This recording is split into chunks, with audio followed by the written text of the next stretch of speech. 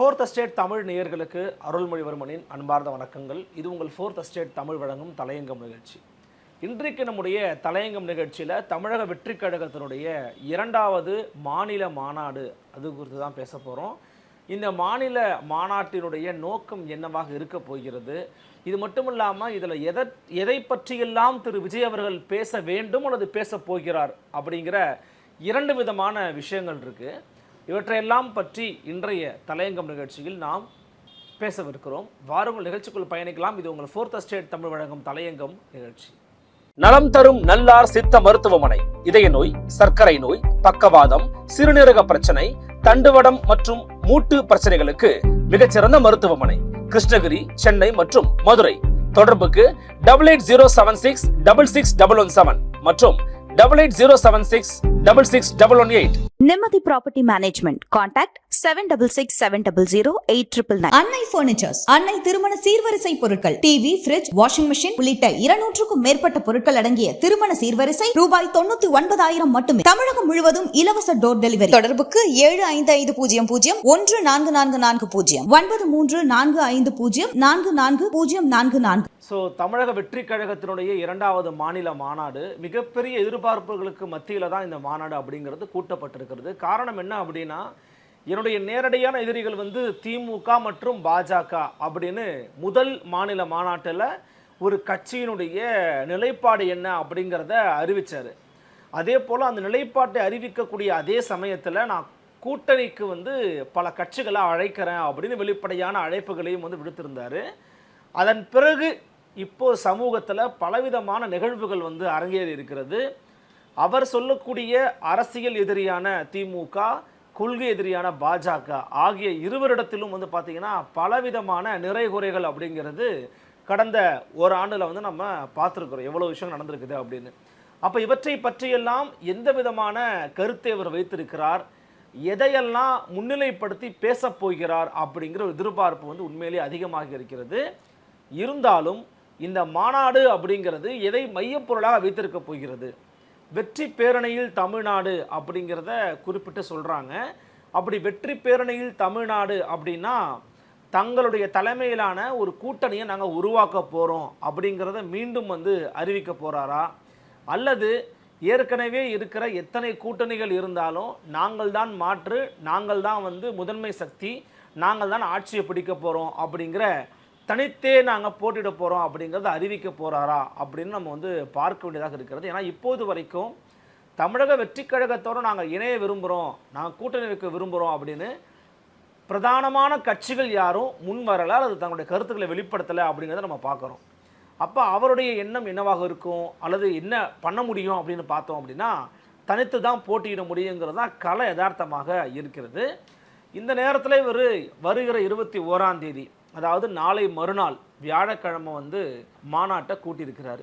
மதுரையிலே இவர் முக்கியமாக இந்த மாநாட்டை கூட்டியதற்கான காரணங்களாக சொல்லப்படுபவை பார்த்தீங்கன்னா, தென் மாவட்டங்களில் விஜய் ரசிகர்கள் ரொம்ப கணிசமான பேர் இருக்கிறாங்க. தென் மாவட்டங்களில் குறிப்பாக இருக்கக்கூடிய இடைநிலை சாதிகள் மத்தியிலையும், ஏன்னா விக்கிரவாண்டி வீசாலையில் போடும்போது அங்கே பார்த்தீங்கன்னா நிறைய தலித் இளைஞர்களும் வன்னிய சமூக இளைஞர்களும் நிறைய பேர் கன்சால்டேட் ஆனாங்க. அதனால தான் விசிகாவோட வாக்கு வங்கியை குறி வச்சு சதற அடிச்சிருக்கிறாரு திரு விஜய் அப்படிங்கிற விமர்சனம் அப்படிங்கிறது அப்போவே எழுந்துச்சு. விமர்சனம் இல்லை, ஒரு கருத்து எழுந்துச்சு. ஸோ அதற்கு அடுத்தபடியாக தென் மாவட்டத்தில் போடுவதன் மூலமாக இடைநிலை சாதிகளில் இருக்கிறவங்களும் சாதியெல்லாம் கடந்து விஜயனுடைய தொண்டராக, விஜயனுடைய ரசிகராக எங்களோட தான் இருக்கிறாங்க அப்படிங்கிறத நிலைநாட்ட வேண்டும் அப்படிங்கிறதுக்காக தான் மதுரை மண்ணில் போடுறாரு அப்படிங்கிறதையும் அவங்களுடைய கட்சிக்காரங்க சொல்கிறாங்க, தாவேகா தொண்டர்கள் சொல்கிறாங்க. ஸோ மதுரை அப்படிங்கிறது தெரியும், சங்கம் வைத்து தமிழ் வளர்த்த ஒரு பூமி. எனவே அந்த இடத்துல இவர் எதையெல்லாம் பற்றி பேச போகிறாரு அப்படிங்கிற எதிர்பார்ப்பு அப்படிங்கிறது உருவாகிருக்குது. போன முறை இருந்த எதிர்பார்ப்பை விட இந்த எதிர்பார்ப்பு அதிகமானு கேட்டிங்கன்னா இல்லை. ஏன்னா முதல்ல அந்த மாநாட்டில் என்ன பேச போகிறாரு, என்ன சொல்ல போகிறாரு அப்படிங்கிற எதிர்பார்ப்பு ரொம்ப ஹைப்பாக இருந்துச்சு. இப்போ அந்த ஹைப் ரொம்ப அதிகமாக இல்லை, ஓரளவுக்கு இருக்குதுன்னு நம்ம சொல்லலாம். ஏன்னா அதுக்கும் அவருடைய செயல்பாடுகள் தான் காரணம். அவர் அண்மை காலங்களில் நடந்த பலவிதமான சம்பவங்களுக்கு ரொம்ப வெளிப்படையாக எழுத்துப்பூர்வமாகவோ காணொளி மூலமாகவோ களத்தில் இறங்கியோ தன்னுடைய எதிர்ப்புகளை பதிவு செய்திருந்தாரோ, தன்னுடைய கருத்துக்களை பதிவு செய்திருந்தாலோ அது இன்னுமே வந்து ஒரு ஹைப்பை கிரியேட் பண்ணியிருக்கோம். மேபி அவர் என்ன நினைக்கிறாருன்னா, கொஞ்சம் அடிக்கடி வெளியில் காமிக்காமல் திடீர்னு ஒரு நாள் வரும்போது தான் மக்கள் மத்தியில் ஒரு பேசப்பட்ட பொருளாக மாறும்னு அவர் நினைக்கிறாரு. பட் பாலிடிக்ஸுக்கு அது எப்படி ஒர்க் அவுட் ஆகுங்கிறது தெரியல. இது ஒரு ஆசிட் டெஸ்ட்டு தான். நிறைய பேர் அதை பற்றி பேசியிருக்கிறாங்க. குறிப்பாக இந்த 2வது மாநில மாநாட்டுக்கான ப்ரிப்பரேஷன்ஸ் வந்து பார்த்திங்கன்னா ஃபுல் ஸ்விங்கில் ஸ்டார்ட் பண்ணியிருக்கிறதா சொல்கிறாங்க. அந்த இடங்கள் வந்து அவ்வளவு அழகாக அலங்கரிக்கப்பட்டிருக்கிறது. பார்ட்டி ரெப்ரசன்டேட்டிவ்ஸ்லாம் வந்து பார்த்திங்கன்னா அவங்களுக்கு ஒரு பொறுப்பு கொடுத்துருக்குறாங்க. தண்ணி அதை எப்படி பொறுப்பு கொடுக்கறது, உணவு வழங்கல் எப்படி பொறுப்பு கொடுக்கறது, இந்த மாதிரி பலவிதமான பொறுப்புகளை வந்து கொடுத்துருக்கிறதா சொல்கிறாங்க. ஸோ போன முறை வந்து பார்த்திங்கன்னா இந்த கம்பங்களில் வந்து ஏறி நின்று பார்க்கறது, அவ்வளவு ஆர்ப்பரிப்போடு அந்த இடத்துல அணுகிறது அப்படிங்கிற மாதிரி இருந்தாங்க. நிறைய ரசிகர்கள் இருந்தாங்க, தொண்டர்கள் இருந்தாங்க. அவர்களையெல்லாம் இந்த முறை வந்து கட்டுப்படுத்தணும் அப்படிங்கிறதுக்காக சில முக்கியமான விஷயங்கள்லாம் பண்ணியிருக்கிறதா சொல்கிறாங்க. So party workers have taken extra precautions to ensure that cadres to not claim on to the ramp. அது மேலே அவங்க ஏறக்கூடாது அப்படிங்கிறதுக்கான சில விஷயங்களை பண்ணியிருக்கிறதாக தகவல்கள் எழுதுகிறாங்க. பத்திரிகைகள் நிறைய பேர் அதை பற்றி எழுதியிருக்கிறாங்க, பேசியிருக்கிறாங்க. செக்யூரிட்டி அரேஞ்ச்மெண்ட்ஸும் க்ரௌடு மேனேஜ்மெண்ட் மெஷர்ஸும் வந்து ரொம்ப ஸ்ட்ரிக்டாக ஃபாலோ பண்ணப்படும் அப்படிங்கிறது சொல்லியிருக்காங்க. ஏன்னா அந்த ஈவெண்ட்டில் ஏதாவது ஒரு சின்ன பிரச்சனை நடந்தாலுமே கூட ஒரு மிகப்பெரிய ஒரு பாதிப்பும் மிகப்பெரிய விமர்சனமும் விஜய் அவர்கள் மேலே எழும். அப்படிங்கிறதுனால ரொம்ப ஸ்ட்ரிக்டாக ஃபாலோ பண்ணணும். செக்யூரிட்டி அரேஞ்ச்மெண்ட்ஸையும் க்ரௌடு மேனேஜ்மெண்ட்டையும் ஸ்ட்ரிக்டாக ஃபாலோ பண்ணணும். குறிப்பாக பெண்கள், குழந்தைகள், இளைஞர்கள், வயசானவங்க இவங்கெல்லாம் ரொம்ப பாதுகாப்பாக இருக்கணுங்கிறதுக்காக சொல்லியிருக்கிறாங்க. அவரே வந்து ஒரு அறிக்கையும் கொடுத்துருக்கிறாரு. நேரில் கர்ப்பிணிகளோ குழந்தைகளோ வயதானவங்களோ வராதிங்க, நீங்கள் வீட்டில் இருந்தபடியே நேரலையில் பாருங்கள் அப்படிங்கிற மாதிரி சொல்லியிருக்கிறாரு. அதே போல் லார்ஜ் எல்இடி ஸ்க்ரீன்ஸை வந்து இன்ஸ்டால் நாங்கள் பண்ணியிருக்கிறாங்க. ஸோ பெருசாக நீங்கள் வந்து கிரவுண்டில் எங்கே இருந்தாலுமே நீங்கள் அந்த நிகழ்வையோ விஜய் அவர்கள் பேச்சோ நீங்கள் ரொம்ப தெளிவாக பார்க்கலாம் அப்படிங்கிறதுக்கான பெரிய எல்இடி ஸ்க்ரீன்ஸை வந்து போட்டிருக்கிறாங்க. Decorations on the stage, sound சிஸ்டம்லாம் செக் பண்ணியிருக்கிறாங்க. Parking management, drinking water facilities இதெல்லாமே வந்து பார்த்தீங்கன்னா விஜய் அவர்கள் நேரடி கண்காணிப்பில் நான் வந்து இதை முழுசாக நான் செக் பண்ணணும் அப்படின்னு சொன்னதாகவும் ஒரு தகவல் வந்து வெளியாகி இருக்கிறது. ஸோ இப்படியாக விஜய் அவர்களுடைய இந்த 2வது மாநில மாநாடு அப்படிங்கிறது தயார் நிலைக்கு வந்து வந்துருக்குதுன்னு நம்ம பார்க்குறோம். ஸோ இப்போ இந்த நேரத்தில் அவர் இதெல்லாம் பேசுவாரோ அது பேச வேண்டும் அப்படிங்கிற எதிர்பார்ப்பும் இருக்கிறது. குறிப்பாக அவர் அறிவித்த 2 எதிரிகள், ஒன்று பாஜக, ஒன்று திமுக அப்படின்னா இவர்கள் இருவரும் அண்மை காலங்களில் செய்த சம்பவங்களை அவர் குறிப்பிட்டு பேசணும். நம்ம இப்போது தேசிய அளவில் வந்துடுவோம். குறிப்பாக பாஜக அண்மை காலத்தில் செய்த மிக முக்கியமான 2 சம்பவங்கள் என்னென்ன அப்படின்னு பார்த்தோம் அப்படின்னா, ஒன்று எஸ்ஐஆர், இந்த சிறப்பு வாக்காளர் திருத்தத்தின் மூலமாக பீகார் மாநிலத்தில் அவர்கள் ஏற்படுத்திய ஒரு மிகப்பெரிய ஒரு விஷயம். இப்போ அதன் காரணமாக பல வாக்காளர்கள் நீக்கப்பட்டிருக்கிறாங்க அப்படிங்கிறத அம்பலப்படுத்துகிறாங்க. நிறைய எதிர்க்கட்சிகள் அம்பலப்படுத்துகிறாங்க. இந்தியா முழுக்க அதை பற்றி பேசினாங்க. அது ஒரு மிக முக்கியமான ஒரு விஷயம். அப்படி பண்ணுவதன் மூலமாக ஆதார் அட்டையை நான் ஏற்றுக்க மாட்டேன் அப்படின்னு சொல்கிறதன் மூலமாக இவங்க என்ன பண்ணுறாங்க அப்படின்னா, இயல்பாக இருக்கக்கூடிய வாக்காளர்களை அந்த பகுதியின் வாக்காளர்களாக இல்லைன்னு சொல்லி அங்கே வெறும் பாஜகவுக்கான வாக்கு வங்கியை மட்டும் உருவாக்குறதுக்கான வேலைகளை பார்த்துக்கிட்டு இருக்கிறாங்க. இதை நாடு முழுவதும் அவங்க பண்ண போகிறாங்க. குறிப்பாக தமிழ்நாட்டில் கூட அது ஒரு உண்மையாக அது இன்னும் வந்து செக் பண்ணப்படாத செய்தியாக இருந்தாலுமே கூட, அதிகாரப்பூர்வமற்ற செய்தியாக இருந்தாலுமே கூட, தமிழ்நாட்டுக்குள்ளே வட இந்தியருடைய வருகை அதிகமாக இருக்கிறது. எஸ்ஐஆர் மூலமாக வாக்காளர்களாக அவர்கள் மாற்றப்படுவார்கள்ன்ற ஒரு செய்தியும் உருவாகி இருக்கிறது, வெளியே பரவி இருக்கிறது. அப்போ இந்த எஸ்ஐஆரை அவர் எப்படி கடுமையாக எதிர்த்து பேச போகிறார் அப்படிங்கிறது ஒரு பாயிண்ட். அதை அவர் பேசியே ஆகணும். அவர் பேசுவாராங்கிறது தெரியல, பேசணும், இது எதிர்பார்ப்பு. பாயிண்ட் நம்பர் 2, ராகுல் காந்தி அவர்கள் பார்லிமெண்ட்லேயும் சரி, பார்லிமெண்ட்டை நோக்கி எடுத்த ஒரு பயணம், அதில் அவர் கைது செய்யப்பட்ட போது உடனடியாக அறிக்கை விட்டார் திரு விஜய். அப்போ ராகுல் காந்தி இந்தியா பலாக்கு முன்னெடுத்திருக்கக்கூடிய இந்த வாக்கு திருட்டு, ஓட் சோரி அப்படிங்கிறத பற்றி என்ன பேச போகிறாரு? ஏன்னா பேசியே ஆகணும். ஏன்னா நாடு முழுவதும் பெரும் அதிர்வலைகளை உருவாக்கி இருக்கிறது ராகுல் காந்தியுடைய இந்த குற்றச்சாட்டு. அவர் மகாதேவ்புரா அப்படிங்கிற ஒரு தொகுதிக்கு மட்டுமே கொடுத்திருந்தாலுமே கூட, இந்த ஒரு தொகுதியில் ஏற்படுத்தப்பட்டிருக்கக்கூடிய வாக்கு திருட்டு நாடு முழுவதும் பல மாநிலங்களில் ஏற்படுத்தப்பட்டிருக்கிறது அப்படிங்கிற அவருடைய குற்றச்சாட்டு.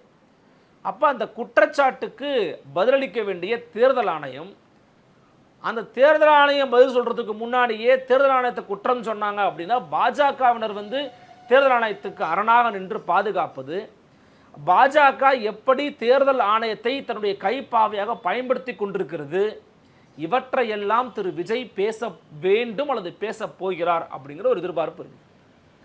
அப்போ ஓட்சோரி மற்றும் வாக்கு திருட்டு போன்ற விவகாரங்களில் பாஜகவை தோலுரித்து அம்பலப்படுத்துவாரா விஜய் அப்படிங்கிறத நம்ம பார்க்கணும். இதில் இன்னொரு பாயிண்ட் ஆஃப் வியூ இருக்குது. என்ன அப்படின்னா, தேசிய அரசியலில் நேஷனல் லெவலில் அவர் வந்து ஒரு டாக் ஆஃப் த டவுனாக கிரியேட் ஆகணும் அப்படின்னா, அவர் ஒரு பேசப்பட பொருளாக மாறணும் அப்படின்னா, ராகுல் காந்தி எடுத்திருக்கக்கூடிய ஓட்சோர் விவகாரத்தை அவர் கண்டிப்பாக பேசி தான் ஆகணும். ஏன்னா அதை பேசினா நான் ஒரு வேளை சொல்கிறேன், அதை ராகுல் காந்தி என்டார்ஸ் பண்ணக்கூடும். இஃப் ராகுல் காந்தி என்டார்சிங் விஜய் ஸ்டேட்மெண்ட்ஸ் அப்படின்னா நிச்சயமாக அது வந்து தேசிய அளவில் ஒரு செய்தியாக நிச்சயமாக மாறும், கட்டாயமாக மாறும். அப்போ ஓட்சோரி பற்றி, வாக்கு திருட்டு பற்றி விஜய் தன்னுடைய கருத்தாக என்ன வச்சிருக்கிறாரு? நான் ராகுல் காந்தியோட விவகாரத்தை நான் ஆதரிக்கிறேன், ராகுல் காந்தியின் குற்றச்சாட்டை நான் ஆதரிக்கிறேன், ராகுல் காந்தியின் பக்கம் நான் இருக்கிறேன், காங்கிரஸ் உள்ளிட்ட முக்கியமான, இந்தியா பக்கம் கூட சொல்ல தேவையில்லை, காங்கிரஸ் உள்ளிட்ட முக்கியமான கட்சி இந்த குற்றச்சாட்டு அப்படிங்கிறத, இந்த சந்தேகத்தை நிவர்த்தி செய்ய வேண்டிய கடமையும் பொறுப்பு எலெக்ஷன் கமிஷன் ஆஃப் இந்தியாவுக்கு இருக்குது அப்படின்னு அவர் பேசணும். அவர் பேசுவாரா அப்படிங்கிற ஒரு எதிர்பார்ப்பு இருக்குது. ஏன்னா அப்படி பேசினாருன்னா அது பாஜக அரசினுடைய ஒரு அராஜக போக்கை கண்டிப்பதாகவும் இருக்கும், அதே சமயம் ஒரு ப்ரோ காங்கிரஸ் ஸ்டாண்டாகவும் அது இருக்கும். அதை அவர் பண்ணுவாரா அப்படிங்கிறத நிறைய பேர் எதிர்பார்க்குறாங்க. இது ஒரு முக்கியமான ஒரு காலகட்டம், முக்கியமான ஒரு விவகாரமும் கூட. இப்போது அடுத்த கட்டம் நம்ம வந்து பார்த்தோம் அப்படின்னா, மாநில அரசில் சொல்லவே வேண்டாம், அவருக்கு வந்து நிறைய வாய்ப்புகள் இருக்குது இங்கே வந்து அரசியல் ரீதியாக வந்து பேசுவதற்கு. ஏன்னா அவர் வந்து 24 பேரை வந்து மேடையில் ஏற்றி, அவர்களெல்லாம் வந்து பார்த்திங்கன்னா காவல் படுகொலை சித்திரவதைகளால் வந்து படுகொலை செய்யப்பட்டவங்க அப்படிங்கிறத வந்து அடையாளப்படுத்தி அவங்களுக்கெல்லாம் நிவாரண தொகையெல்லாம் கொடுத்தாரு. மனமார்ந்த வாழ்த்துக்கள், பாராட்டு, நல்ல விஷயம்தான். ஆனாலும் அதை தொடர்ந்து நடந்த பல சம்பவங்கள், குறிப்பாக வந்து பார்த்திங்கன்னா இந்த ஆணவ படுகொலை தொடர்பானது, ஆணவ படுகொலைக்கான தனிச்சட்டம் இயற்றப்பட வேண்டும் அப்படிங்கிறது தொடர்பானது உள்ளிட்ட பல விவகாரங்கள் குறித்து அவர் வந்து எந்த விதமான கருத்தையும் இப்போது வரைக்கும் தெரிவிக்கலை. ஆனால் தூய்மை பணிகள் விவகாரத்தில் அவர் அடைச்சி வந்து பார்த்தாரு. இப்போ என்னென்னா, அவர் இந்த மேடையில் வேறு ஏதாவது புதுசாக வந்து சில விவகாரங்களை செய்வாரா, புதியவர்களை அறிமுகப்படுத்த போகிறாரா இப்படிங்கிறத நம்ம வந்து நிச்சயமாக பார்க்கணும். ஏன்னா இப்போ நாம் சொன்ன இந்த விவகாரங்கள், ஆணவ படுகொலைக்கான தனிச்சட்டம் ஏன் இயற்றப்படாமல் இருக்கிறது, தூய்மை பணியாளர்களை ஏன் இவ்வளவு மோசமாக நடத்தினாங்க அப்படிங்கிற ஒரு கேள்வியாக இருக்கட்டும், அவங்களை கைது பண்ணியிருக்கிறாங்க, அதன் பிறகு தான் அவங்களை விடுவிச்சிருக்கிறாங்க. பரந்தூர் விமான நிலையம் தொடர்பாக அவருடைய அடுத்த கட்ட ஆக்ஷன் என்ன? ஏன்னா பரந்தூர் விவகாரத்து தொடர்பாக இவங்க பண்ணாங்க அப்படின்னா நான் வந்து சட்டமன்றத்தை முற்றுகிடுவேன்னு அவர் சொன்னார். இப்போ அடுத்த கடமை என்ன பண்ண போகிறாரு அப்படிங்கிறத அவர் சொல்லணும். அப்போ பரந்தூரில் அவருடைய நிலைப்பாடு என்ன? மேல்மா சிப்காட்டில் வந்து பார்த்திங்கன்னா தொடர்ச்சியாக விவசாயிகள் போராடிக்கிட்டு இருக்காங்க, அதற்கான விடை என்ன இப்படின்னு எந்த விதமான விஷயங்களை தொட போகிறாரு அப்படிங்கிறத நம்ம பார்க்கணும். ஏன்னா தொடர்ச்சியாக வெறும் கூட்டணி கணக்குகளை பற்றி மட்டுமே விஜய் பேச துவங்கினார் அப்படின்னா, அரசியலுக்காக கூட்டணிக்காக வாக்கை பெற வேண்டும் அப்படிங்கிறதுக்காக மட்டுமே தேர்தல் கணக்கில் போடவே கூடாது. ஆனால் தேர்தல் கணக்கு மட்டுமே அரசியல் அல்ல, மக்கள் அரசியல் தான் உண்மையான அரசியல். அப்போ மக்கள் நலன் சார்ந்த பிரச்சனைகளை எப்படி அட்ரஸ் பண்ண போகிறாரு, அதை தன் கட்சியினுடைய கொள்கை சார்ந்து எப்படி அட்ரஸ் பண்ண போகிறாருங்கிறது ரொம்ப ரொம்ப முக்கியம். இப்போ நீங்கள் வந்து உங்கள் கொள்கைன்னு கேட்டால் நீங்கள் என்ன சொல்கிறீங்க? மதச்சார்பற்ற சமூக நீதினு சொல்கிறீங்க. அப்போ மதச்சார்பற்ற அப்படின்னா நீங்கள் பிஜேபி எதிர்த்தாகணும். சமூக நீதி அப்படின்னா நீங்கள் திமுக சமூக நீதியை நிலைநாட்டவில்லைன்னு எதிர்த்தாகணும். இந்த ரெண்டுத்தையுமே நீங்கள் இந்த கூட்டத்திலையும் கண்டினியூ பண்ணார். 2 பேரையும் சம அளவில் வைத்து ஒரு விமர்சனம் செய்கிறார், அடித்து நொறுக்குகிறார் அப்படின்னா அந்த மாநாட்டோட ஹைப் அப்படிங்கிறது அடுத்த லெவலுக்கு கொண்டு போகப்படும். அப்படி இல்லாமல் அவர் வெறும் கூட்டணி கணக்குகள் தொடர்பாக மட்டும் பேசிவிட்டு கடந்து போனார்னா அது ஒரு அதிருப்தியை நிச்சயமாக விஜய் அவர்களினுடைய தொண்டர்கள் மத்தியிலே அவர் மேலே உருவாக்கும், நிச்சயமாக உருவாக்கும். ஏற்கனவே அந்த ஆணவ படுகொலை தொடர்பாக அவர் பேசாதது பல பேருக்கு ஒரு அதிருப்தியை உருவாக்குச்சு.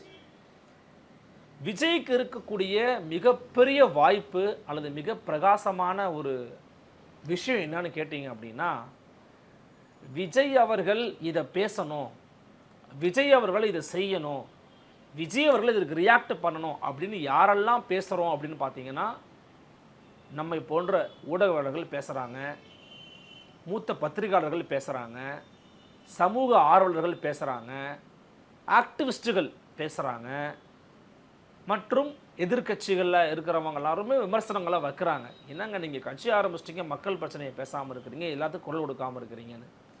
ஆனால் அவருக்கு இருக்கிற ஒரு நல்வாய்ப்பு, ஒரு அதிர்ஷ்டசாலி அப்படின்னா என்னென்னு பார்த்தீங்கன்னா, அவருக்கு இருக்கக்கூடிய இந்த வெளிச்சத்தின் மூலமாக அவர் வந்தால் போதுங்க, அவர் செஞ்சால் போதுங்க அப்படி என்று அதை மட்டுமே விரும்பக்கூடிய கூட்டம் அல்லது மக்கள் திரள் அப்படிங்கிறது ரொம்ப அதிகமாக இருக்காங்க. இப்போ நான் என்ன சொல்கிறேன்னா, நம்மை போன்ற ஆட்களுடைய குரலும் ரொம்ப முக்கியமானது தான், அது தேவையானதும் கூட. ஆனால் கிரவுண்டு லெவலில் அவர் வந்துட்டா போதும், அவர் செஞ்சுட்டா போதும், இதுக்காக இவர் நம்ம ஆதரிப்போம் அப்படின்னு சொல்லக்கூடிய ஒரு கூட்டம் அப்படிங்கிறது ரொம்ப அதிகமாக இருக்குது.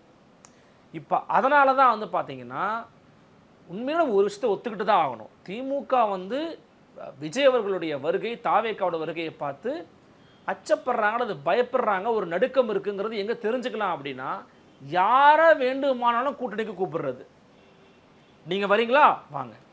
ஏன்னா தேமுதிக வந்து விஜய் பக்கம் போக வாய்ப்பு இருக்குன்னு ஒரு பேச்சு இருந்துச்சு.